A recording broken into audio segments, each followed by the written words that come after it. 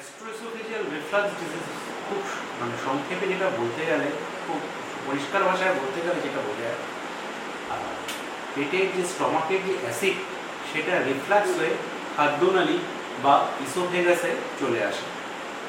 এবং এর ফলে যেটা হয় সমস্যা, মানুষের সবসময় একটা অদ্ভুত ডিসকমফর্ট ফিল করে, যেমন পেটটা ভার ভার লাগছে অথবা বুক জ্বালা। সাধারণভাবে এটাকেই গ্যাস্ট্রোইসোফেজিয়াল রিফ্লাক্স ডিজিজ বলে। যে ব্যাপারগুলো সাধারণত এই গ্যাস্ট্রোইসোফেজিয়াল রিফ্লাক্স ডিজিজ কন্ট্রিবিউট করে, যেমন একটা হচ্ছে গিয়ে বেশি মাত্রায় স্মোকিং। কারণ স্মোকিং করলে আমাদের খাদ্যনালী পিএইচ চেঞ্জ হয়ে যায়, পিএইচ আরও বেশি অ্যাসিডিক হয়ে যায়, কারণ স্মোকিং স্যালাইভারি সিক্রিশন কমিয়ে দেয়। স্যালাইভা হচ্ছে একটা অ্যালকালিন মিডিয়া, তার সিক্রিশন কমিয়ে দিলে ইসোফেগাস বা খাদ্যনালী পিএইচ কমে যায়, বেড়ে যায়, এবং তার ফলে এই গ্যাস্ট্রোইসোফেজিয়াল রিফ্লাক্স ডিজিজের ম্যানিফেস্টেশন অনেক বেশি হয়। তাছাড়া অনেকগুলো কারণে এই রিফ্লাক্স ডিজিজ হতে পারে। তার মধ্যে একটা হচ্ছে যে ইনকম্পিটেন্ট ভালভ। খাদ্যনালী এবং স্টমাকের মধ্যে একটি ভালভ থাকে, সেই ভালভটি অনেক সময় ইনকম্পিটেন্ট হয়, তখন স্টমাকের অ্যাসিড খাদ্যনালীতে চলে আসে। এর ফলে অনেক ফ্রিকোয়েন্টলি এর ম্যানিফেস্টেশনগুলো হতে পারে। তাছাড়া বেশি মাত্রায় অ্যালকোহল অথবা বেশি মাত্রায় চকলেট বা নিলে তখন দেখা যায় যে এই ভালভ বেশি ইনকম্পিটেন্ট হতে থাকে, এবং তার ফলে এই ম্যানিফেস্টেশন অফ দ্য ডিজিজটা, জিআরডির ম্যানিফেস্টেশনগুলো সবার মধ্যেই দেখা যায়, কম বেশি সবার মধ্যেই দেখা যায়।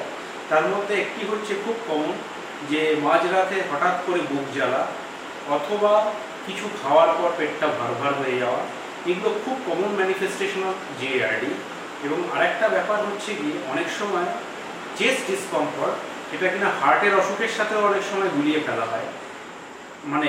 অনেক সময় দেখা যায় জিআরডি বা গ্যাস্ট্রোইসোফেজিয়াল রিফ্লাক্স ডিজিজের ম্যানিফেস্টেশনটা অনেকটা করোনারি আর্টারাইটিস বা হার্টের অসুখের সাথে একই রকমভাবে ম্যানিফেস্ট করে। তাই সবসময় আমাদের সতর্ক থাকতে হবে, যে অনেকেই বলে আমি গ্যাসের প্রবলেমে ভুগছি, হয়তো সেটা গ্যাসের নয়, হার্টের প্রবলেম।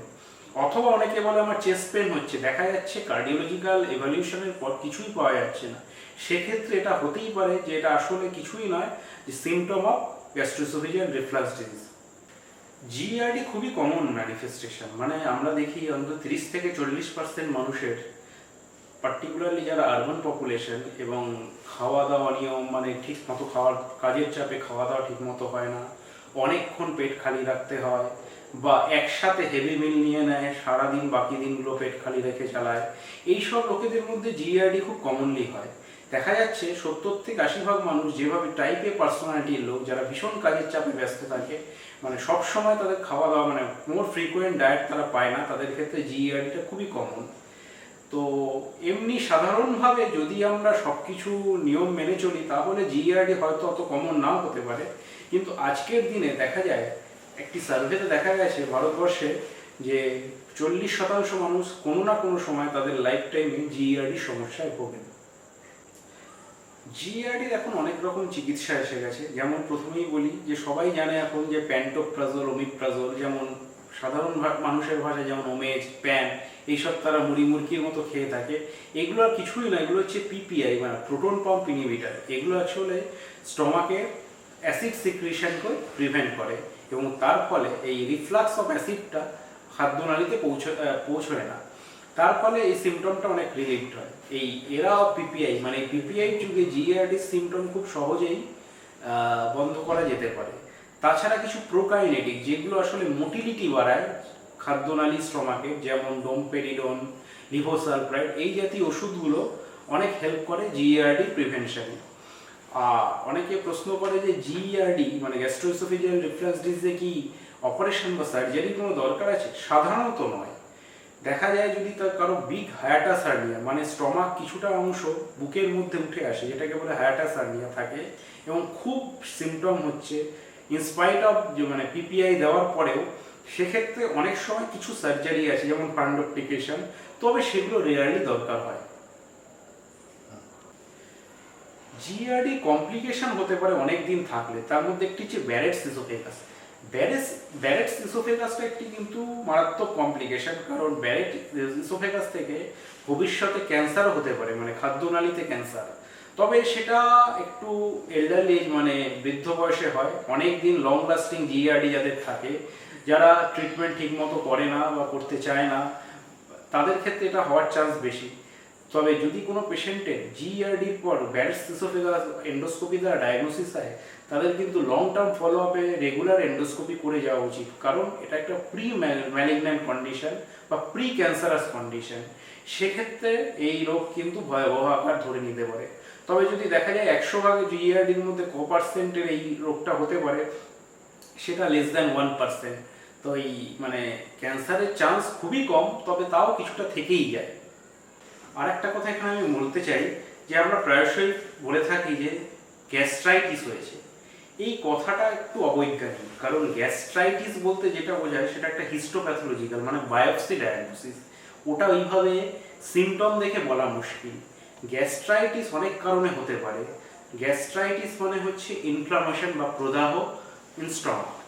তার কারণগুলো যেমন অতিরিক্ত ব্যথার ওষুধ যদি কেউ খায়, অতিরিক্ত মদ্যপান যদি কেউ করে, ক্রনিক স্মোকার যদি হয়, তাদের গ্যাস্ট্রাইটিস হতে পারে। যদিও গ্যাস্ট্রাইটিস হলেও সিমটমগুলো অনেকটা এই রিফ্লাক্স ডিজিজের বা জিইআরডির মতোই, তবে মানে পেশেন্টকে দেখে বা তার সিমটম দেখে গ্যাস্ট্রাইটিস বলাটা কখনোই বৈজ্ঞানিক নয়।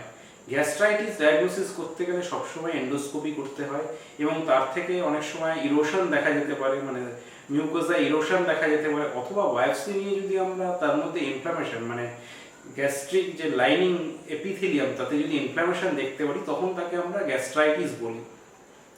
গ্যাস্ট্রাইটিসের আরেকটা কারণ হচ্ছে এক ধরনের ইনফেকশন, হেলিকোব্যাক্টার পাইলোরি। সেটা ভারতবর্ষের মতো দেশে 100% মানুষের পজিটিভ হয়, কম বেশি 100%রই পজিটিভ হয়, এবং এই ইনফেকশনটা থেকে অনেক সময় গ্যাস্ট্রাইটিস হতে পারে। তবে 100% মানুষের এই ইনফেকশনটা থাকলেও সবার কিন্তু গ্যাস্ট্রাইটিস হয় না। চান্সেস অফ গ্যাস্ট্রাইটিস যদি হেলিকোব্যাক্টার পাইলোরি থাকে 20 থেকে 30%। তাই গ্যাস্ট্রাইটিস যদি আমরা সবাই ইউজ করি, সবসময় এটা না ইউজ করাই ভালো। গ্যাস্ট্রাইটিস টার্মটা একটু ডেফিনিট এবং এটা এত জেনারেলাইজ না করাই উচিত। গ্যাস্ট্রাইটিস হলে কিভাবে তার ট্রিটমেন্ট করবেন? অবশ্যই যদি গ্যাস্ট্রাইটিস কারো ডায়াগনোসিস হয়, অনেক রকম উপায় আছে। যেমন এই মাত্র বললাম একটি ইনফেকশন হেলিকোব্যাক্টার পাইলোরি, এটাকে কিওর করার জন্য এখন আমরা ট্রিপল রেজিমেন থেরাপি বা কোয়াড্রুপল রেজিমেন থেরাপি বা সিকোয়েন্সিয়াল থেরাপি বলি, মানে কিছু অ্যান্টিবায়োটিক সাথে প্রোটন পাম্প ইনহিবিটর যেমন ওমিপ্রাজোল, প্যান্টোপ্রাজোল, তার সাথে অ্যান্টিবায়োটিক যেমন ক্লারিথ্রোমাইসিন, তার সাথে মেট্রোনিডাজোল, এগুলো দিয়ে আমরা ইনফেকশনটাকে কিওর করতে পারি। তাছাড়া যদি কেউ এনসেড বা ব্যথার ওষুধ নন স্টেরয়েড অ্যান্টি ইনফ্লামেটরি ড্রাগ নেয়, তাদের বলা উচিত যে এই ড্রাগ এইভাবে ওভার দ্য কাউন্টার মানে মুড়ি মুরগির মতো দোকান থেকে না কিনে খাওয়াই ভালো, ডাক্তারবাবুর প্রেসক্রিপশন ছাড়া এইসব ওষুধ না খাওয়াই ভালো, কারণ এর থেকে গ্যাস্ট্রাইটিস বেড়ে যেতে পারে। যারা অতিরিক্ত মদ্যপান করে তাদের বলা উচিত কখনোই তারা যেন অতিরিক্ত মদ্যপান, যেটাকে বলে বিঞ্জ ড্রিঙ্কিং, সেটা না করলেই ভালো। তাছাড়া অতিরিক্ত স্মোকিংও কখনোই ভালো না, সেগুলো সবই গ্যাস্ট্রাইটিস করে। তাই লাইফস্টাইল মডিফিকেশন এবং যদি ইনফেকশন থাকে তার ট্রিটমেন্ট, তা এগুলোই হচ্ছে গ্যাস্ট্রাইটিসের ট্রিটমেন্ট। এবার আসি আসল সবচেয়ে মারাত্মক যেটা ডিজিজ সেটার কথায়, that is the peptic ulcer disease. আমরা প্রায়শই বলে থাকি যে আলসার হয়েছে। এবার এই পেপটিক আলসার বলতে বোঝাই দু রকমের আলসার, একটা হচ্ছে স্টমাকে আলসার, সেটাকে বলে গ্যাস্ট্রিক আলসার, দ্বিতীয়টা হচ্ছে ডিওডেনাল আলসার। যদিও শুনতে একই রকম, একই হেডিংয়ে আমরা ইউজ করি পেপটিক আলসার ডিজিজ, তবে এই দুটোর কারণ কিন্তু একটু আলাদা। যেমন আমি এইমাত্র বললাম যে ডিওডেনাল আলসার সাধারণত হয় এই যে ইনফেকশনটা হেলিকোব্যাক্টার পাইলোরি থেকে। এই বেশিরভাগ ক্ষেত্রেই দেখা যায় যে ডিওডেনাল আলসার হওয়ার কারণ হচ্ছে এই ইনফেকশন। তাছাড়া যদিও অতিরিক্ত ব্যথার ওষুধ খেলে অনেকের ডিওডেনাল আলসার হতে পারে,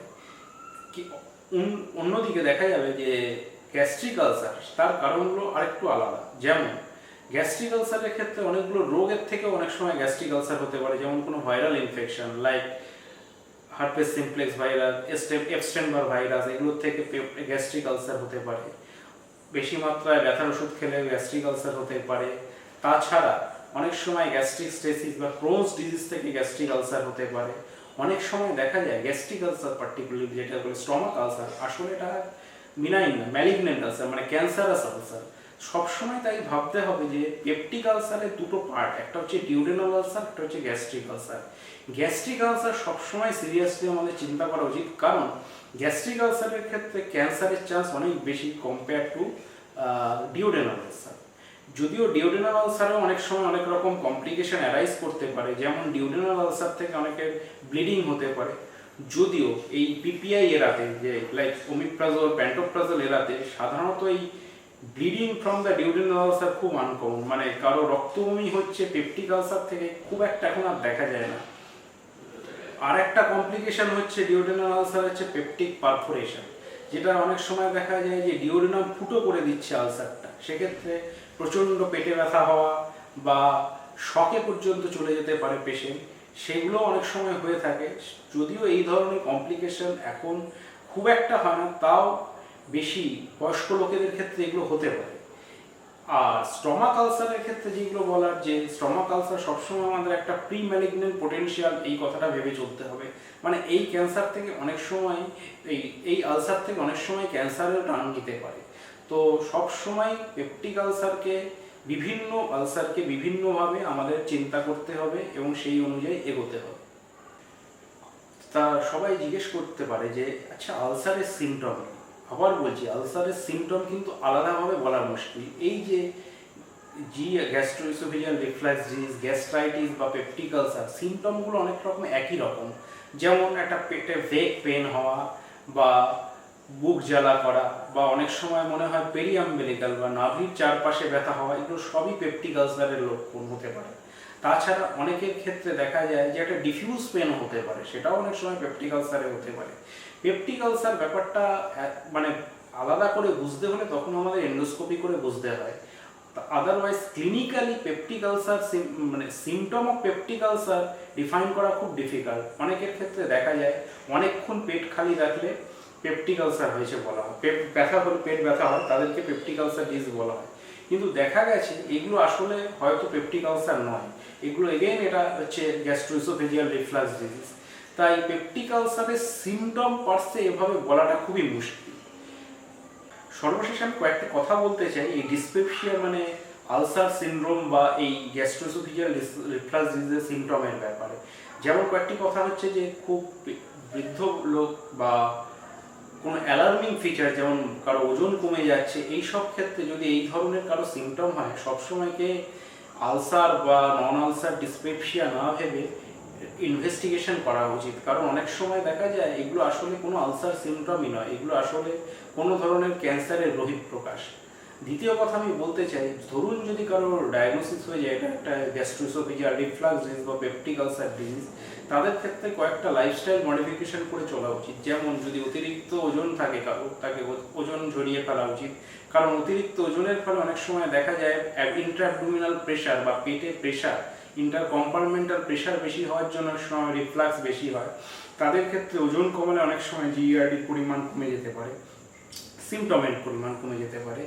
আদারওয়াইজ যারা খুব স্মোক করে, আমি আগেই বলেছি স্মোক পিএইচ ইনক্রিজ করে, রিডিউস করে, তাই জন্য যারা অতিরিক্ত স্মোক করে তাদের স্মোকিং কমানো উচিত।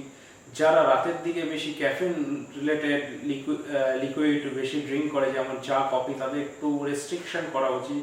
আর সবসময় মনে রাখা উচিত স্মল অ্যান্ড ফ্রিকুয়েন্ট ডায়েট, মানে বারবার একটু একটু করে খাওয়া ভালো। এরকম হওয়া কখনোই উচিত না যে সারাদিনের খাওয়াটা লাঞ্চ আর ডিনারেই সীমাবদ্ধ রাখা আর বাকি সময়টা পেট ফাঁকা রাখা, এটা কখনোই ভালো লক্ষণ নয়। সবসময় মনে রাখতে হবে স্মল অ্যান্ড ফ্রিকুয়েন্ট ডায়েট, কখনোই হেভি ডায়েট করবেন না, আর বারবার একটু একটু করে খাওয়া দাওয়া চালিয়ে যাবেন। কার্যক্ষেত্রে যদি সেটা নাও করতে পারেন, সেক্ষেত্রে আপনারা করতে পারেন জাস্ট আপনার পকেটে বা আপনার ব্যাগে বিস্কিট রাখুন, 2-3 ঘন্টা পর পর ওই 2-3টে বিস্কিট খেয়ে নিন, সেটা আপনাকে অনেক রিলিফ দেবে এই সব সিমটম থেকে মুক্তি পেতে। যদি কারো পেপটিক আলসার হয়েছে মনে হয় বা এগুলোতে সিমটম রিলিফ না হয়, তাহলে অবশ্যই ডাক্তারের পরামর্শ নিন। ডাক্তার তার ক্লিনিক্যাল ইকুইপমেন্ট অথবা এন্ডোস্কোপির দ্বারা আপনার ডিজিজ ডায়াগনোসিস করবে এবং যথাযথ ব্যবস্থা নেবে। কখনোই মনে রাখবেন যে সব ডিজিজই ভালো এবং খারাপ দিক আছে, তাই কখনোই গ্যাস বলে ফেলে রাখবেন না। সবসময় যদি দেখেন যে এইসব লাইফস্টাইল মডিফিকেশনের পরেও কিছু চেঞ্জ হচ্ছে না, অবশ্যই ডাক্তারের কাছে আসুন এবং তাদের সুপরামর্শ নিন।